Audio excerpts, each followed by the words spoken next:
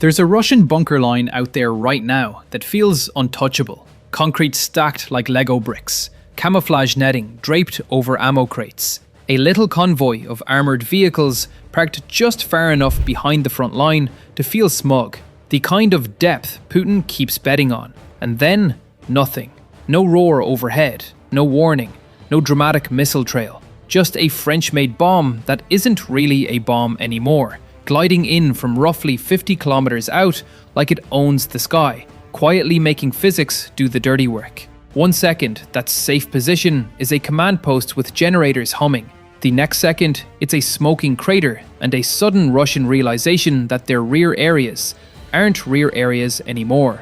Putin thought his depths were safe. Norway just made sure they're not. Because on February 12th, 2026, Norway and France pulled off a move that looks boring on paper. Finance, procurement, loan guarantees, but hits the battlefield like a horror movie jump scare. Norway is funding 4.2 billion Norwegian kroner in military support to buy French AASM Hammer precision-guided glide bombs for Ukraine. Hundreds of them, plus surveillance systems for targeting. And France isn't just smiling for the cameras. France added a loan guarantee of about 3 billion kroner to help scale production and delivery. That's the headline. But the real story is what happens when you combine Nordic money with French engineering and Ukrainian pilots who are already experienced at turning impossible into Tuesday. Because Russia has built its 2026 approach around a brutal assumption that it can keep hammering Ukraine with mass, more bunkers, more logistics nodes, more armor rotations, while hiding the most valuable pieces just far enough away from danger. This deal exists to break that assumption, and it does it in the most unfair way possible. It takes an ordinary dumb bomb, the kind militaries have had since the days when radios were the size of refrigerators, and turns it into a standoff sky scalpel that can reach out, pick a target, and delete it, without forcing Ukraine's jets to fly into short-range air defense traps. Let's slow down and peel this back, because what Norway and France just did is insanely efficient. It's not a donation of leftovers. It's not, we found some spare munitions in the back of the warehouse. It's, we are paying to ramp up production so Ukraine gets a fresh supply. And that is the kind of shift that keeps Russian commanders awake at night. So here's how this is going to flow. First, the problem, what Russia thinks it still has an edge in. Then, the hero reveals how Norway's cash unlocks French weapons at scale. Then, the tech deep dive, the hammer moment, what it is, what it does, and why Russian armor and bunkers should be nervous. Then, the battlefield quake, what changes when you flood Ukraine with glide bombs and pair them with surveillance. Then, the strategic implications, what this says about European defense going forward, and why it's a nightmare for the Kremlin. And yes, we'll end with the big question. Is this the biggest glide bomb shock yet? Because it might be. Now, Russia's edge. In 2026, Russia is not winning because it's suddenly discovered magic tactics. It's winning when it can create pressure with volume and force Ukraine to spend precious time and ammunition reacting. The Russian playbook leans on predictable, ugly strengths, big logistics chains, lots of fortified positions, and a willingness to trade equipment for ground, like it's playing a strategy game on unlimited resources mode. And the deeper Russia can push its ammo depots, command posts, and vehicle parks behind the line, the safer it feels. That's where short-range air defenses and layered coverage come in. If you can keep Ukrainian aircraft at arm's length, you can protect your rear nodes. If you can protect your rear nodes, you can keep the front line supplied. If you can keep the front line supplied, you can keep grinding. That's the logic. It's simple. It's also fragile, because it only works if Ukraine can't reliably reach into those depths without paying a huge price. Enter France's AASM Hammer. That's Armement Air Sol Modulaire for y'all acronym lover viewers. And yes, the name alone sounds like it should come with a metal album cover. The AASM Hammer is a modular precision-guided munition family made by Safran. Think of it like a smart kit that turns standard bombs into guided, extended-range weapons. It adds guidance and, in many configurations, a range extension/glide capability, so the launching aircraft doesn't have to fly directly over the target. Safran describes the AASM Hammer as an all-weather air-to-surface weapon with extended standoff capacity, with a range listed as plus 70 kilometers for the family. Here's why that matters. A dumb bomb is honest. Unlike your ex, it falls where you drop it. So if you want to hit something, you have to get close, expose your jet, and roll the dice against air defenses. A hammer is a liar. A beautiful liar. She was beautiful. Maybe I should text her. Let me know in the comments if I should. Back to the hammer. It leaves the aircraft and then goes hunting, guided by systems that let it correct, steer, and glide toward a target from much farther out than a dumb bomb ever could. In the simplest terms, it's a way to throw a punch without stepping into the opponent's range. And that's why Ukraine likes them. Ukraine already has positive experience with these munitions. The hammer has become a known quantity in the war, a tool that lets Ukrainian aircraft strike Russian targets while reducing exposure to the deadliest parts of the short-range air defense web. That's exactly why more hammers is not a small headline, it's a battlefield multiplier. Now, picture a Russian convoy. It's moving at night, hugging tree lines, using camouflage, maybe thinking it's being clever. Then surveillance assets, drones, sensors, radar-based situational awareness, spot it, track it, and hand off targeting data. A Ukrainian jet doesn't need to fly over the convoy. It doesn't need to dive into the trees. It just needs to get within standoff distance, release, and let the hammer do what it was designed to do. And suddenly, rear area convoy becomes front page of the after-action report. That's the tech story. But the real story, the one that should make Moscow sweat, is the production story. Because on February 12th, 2026, Norway and France didn't just agree to help, they built a pipeline.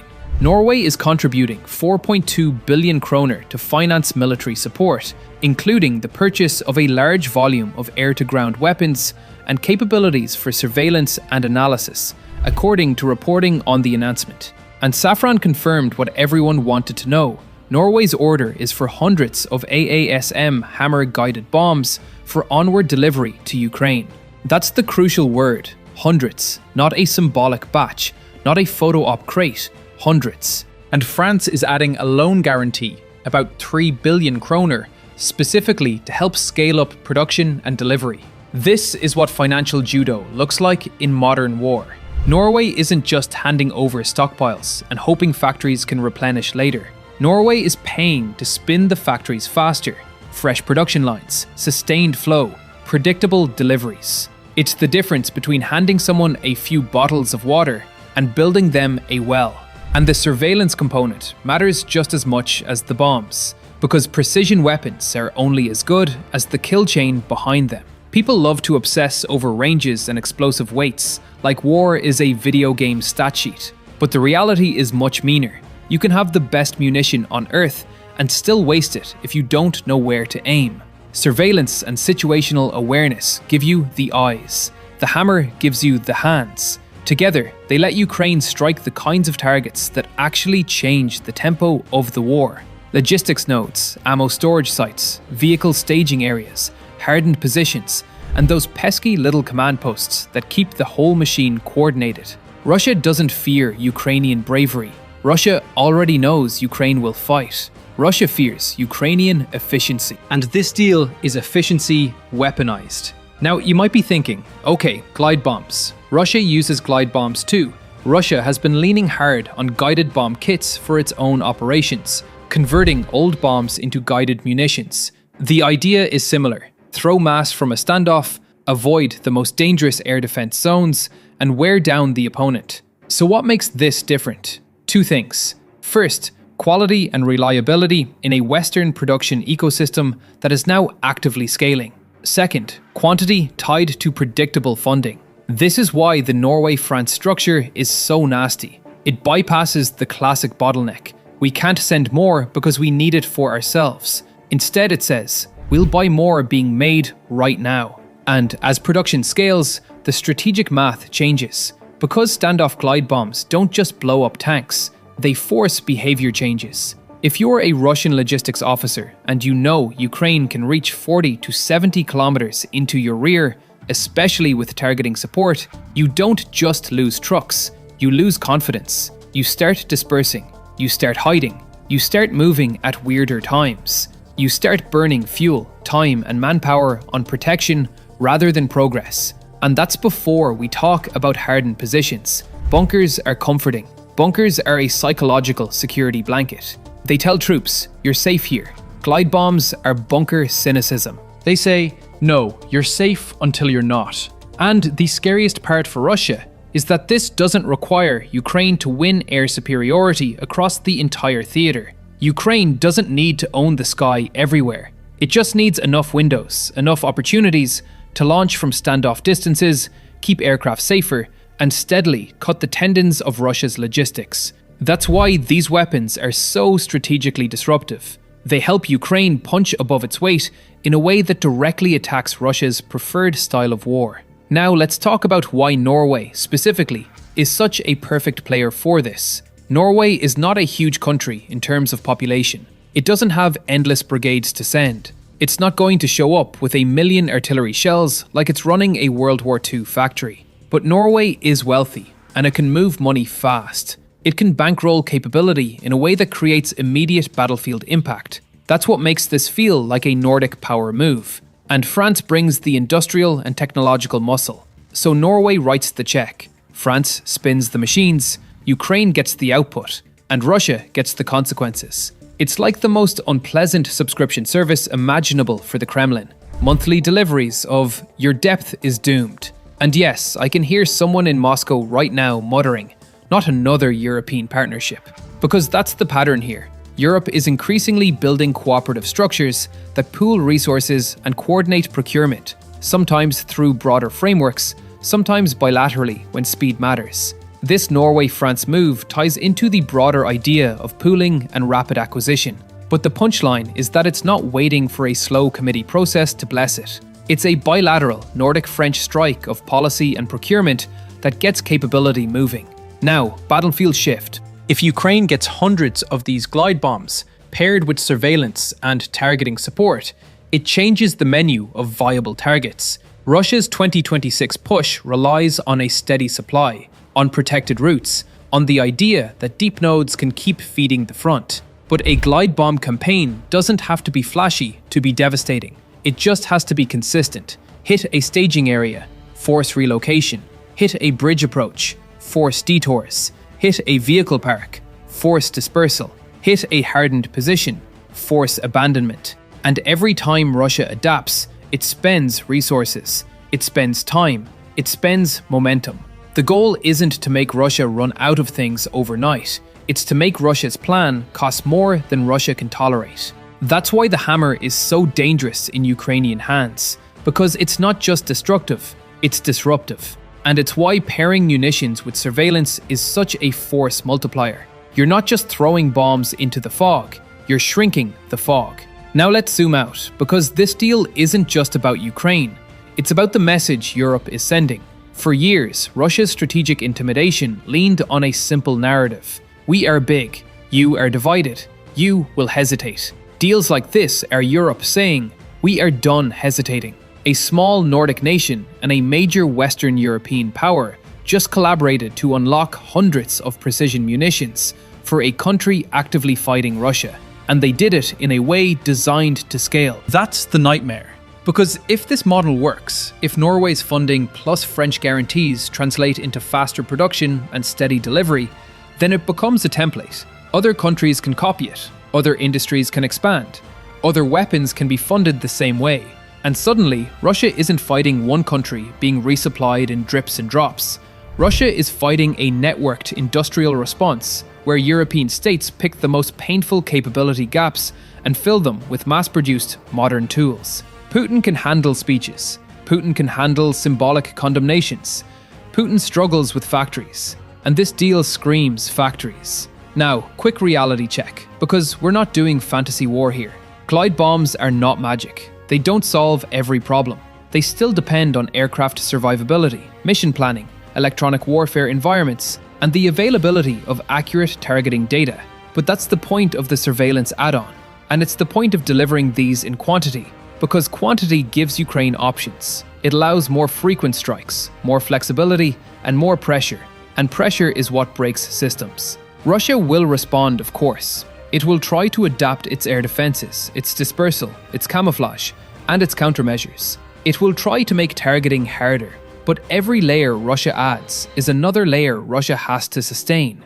And that's where the long-term advantage starts to tilt, because Ukraine's allies are increasingly building sustainment into their support. Not just here's a weapon, but here's a pipeline.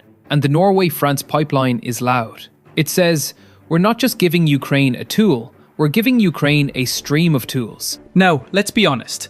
Part of what makes this so satisfying is the sheer irony. Russia has spent years posturing as the regional bully that can scare smaller countries into silence. And now, a tiny Nordic nation, tiny in population, not in impact, just bankrolled a French precision strike capability aimed straight at Russia's comfort zone. It's like watching a big guy in a bar pick a fight, and then realizing the quiet person in the corner is friends with the bouncer. And the bouncer just ordered a lot of hammers. Also, can we appreciate the comedy of modern defense procurement for a second? Somewhere in a spreadsheet, this deal is lines of numbers, signatures, and financing language so dull it could put an insomniac to sleep.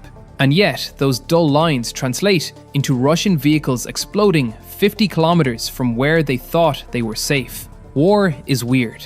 Now, before we wrap this up, let's re-hit the thesis in plain terms. On February 12th, 2026, Norway and France signed a deal where Norway funds 4.2 billion kroner, about $443 million as reported, toward military support for Ukraine that includes purchasing a large volume of air-to-ground weapons and surveillance/analysis capability. France is guaranteeing a loan of about 3 billion kroner to help scale up production and delivery. And Safran confirmed Norway ordered hundreds of AASM Hammer guided bombs for delivery to Ukraine. The AASM Hammer is a precision-guided, modular, extended-range air-to-surface weapon family designed for standoff strikes, with the family described as having plus 70 kilometers range by the manufacturer. And the strategic logic is brutal. Standoff glide bombs plus better surveillance means Ukraine can reach deeper, hit smarter, and force Russia to spend more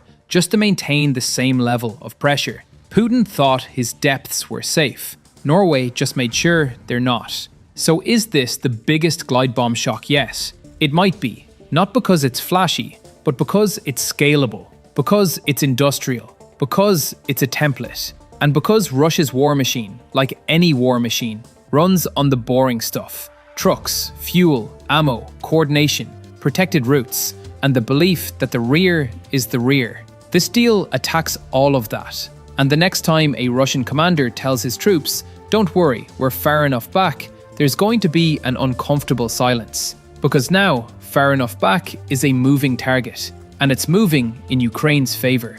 If you want more breakdowns like this, where we take the headlines, peel back the layers, and explain what the weapons actually do and why the strategy matters, make sure you're subscribed to Military Hub. And stick around, because the next question is even bigger. How does this Norway-France glide bomb pipeline link up with the rest of Europe's emerging Sky Shield approach, where air defense, surveillance, and standoff strike start stacking together into something Russia can't simply grind through? Because if this is the Nordic French punch, the follow-up might be the knockout.